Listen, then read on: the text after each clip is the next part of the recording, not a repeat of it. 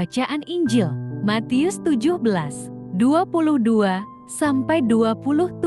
Senin 8 Agustus 2022.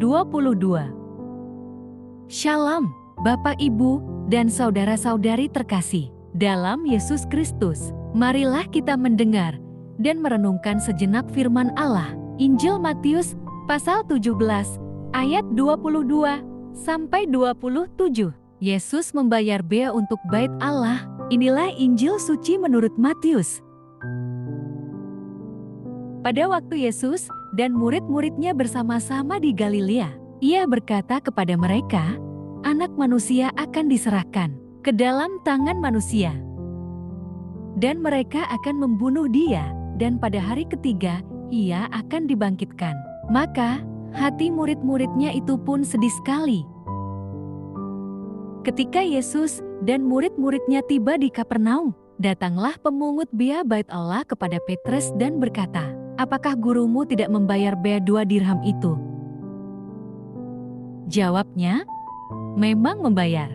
Dan ketika Petrus masuk rumah, Yesus mendahuluinya dengan pertanyaan, Apakah pendapatmu, Simon? Dari siapakah raja-raja dunia ini memungut bea dan pajak? Dari rakyatnya atau dari orang asing? Jawab Petrus, dari orang asing. Maka kata Yesus kepadanya, Jadi bebaslah rakyatnya. Tetapi, supaya jangan kita menjadi batu sandungan bagi mereka, pergilah memancing ke danau, dan ikan pertama yang kau pancing, tangkaplah dan bukalah mulutnya, maka engkau akan menemukan mata uang 4 dirham di dalamnya. Ambillah itu, dan bayarkanlah kepada mereka, bagiku dan bagimu juga. Amin. Demikian sabda Tuhan. Terpujilah Kristus. Renungan Injil. Jangan kita menjadi batu sandungan bagi mereka. Bapak, Ibu, dan saudara-saudari terkasih dalam Kristus Yesus, siapapun yang mengakui dirinya sebagai orang Kristen, harus menunjukkan sikap yang dapat menjadi contoh dan teladan yang baik bagi semua orang dalam segala bidang kehidupan. Dalam pembacaan kita hari ini, Yesus menunjukkan sikapnya yang menaati kehendak Bapa serta menaati peraturan hukum agamawi.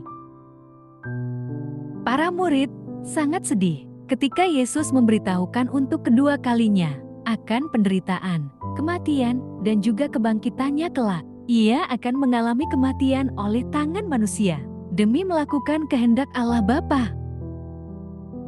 Ketika berada di Kapernaum, pemungut bea bait Allah menanyakan tentang bea yang seharusnya dibayarkan setiap tahun oleh orang-orang Yahudi. Peraturan seperti itu diteruskan oleh umat Yahudi hingga pada zaman Yesus. Yesus adalah pemilik bait Allah dan seharusnya Ia tidak perlu membayar pajak. Namun, supaya tidak menjadi batu sandungan, maka Yesus pun membayar pajak itu dengan cara yang ajaib. Apa yang Yesus lakukan menunjukkan ketaatannya terhadap otoritas. Pertama, otoritas Allah. Yesus dengan taat menyerahkan dirinya, mati di tangan orang berdosa. Kedua, otoritas dunia. Yesus tetap taat membayar bea. Ketika Ia hadir ke dalam dunia, maka Ia juga berada di bawah hukum yang ada di dalam dunia. Dalam hal ini peraturan agama Yahudi. Yesus mengajarkan bagaimana bersikap taat, agar tidak menjadi batu sandungan demi kebaikan semua orang. Hidup kita selalu berada di bawah otoritas, baik di bawah otoritas Allah, manusia, peraturan agama, undang-undang negara, maupun otoritas lainnya. Yesus memberikan keteladanan bagi kita tentang bagaimana menaati peraturan yang ada. Sekalipun Yesus sendiri jauh lebih tinggi dari semua hukum agama dan peraturan manusia, sebab Dia adalah Allah. Bapak, Ibu, dan saudara-saudari terkasih dalam Kristus, marilah kita menjadi saksi Kristus dengan menjadi pribadi yang taat, sehingga hidup kita tidak menjadi batu sandungan bagi orang lain, melainkan menjadi teladan dan mencerminkan Kristus di dalam diri kita. Amin. Marilah berdoa. Allah Bapa, sumber pengharapan, Engkau telah mengikat perjanjian dengan semua orang melalui Yesus yang terurapi. Semoga kami selalu berpegang teguh pada Dia dan berkembang menjadi umat yang patuh setia. Dengan pengantaraan Yesus Kristus, Putra-Mu, Tuhan kami yang bersama Dikau dalam persatuan Roh Kudus, hidup dan berkuasa Allah sepanjang segala masa. Dalam nama Bapa, Putra, dan Roh Kudus. Amin. Terima kasih sudah mendengarkan dan merenungkan firman Allah.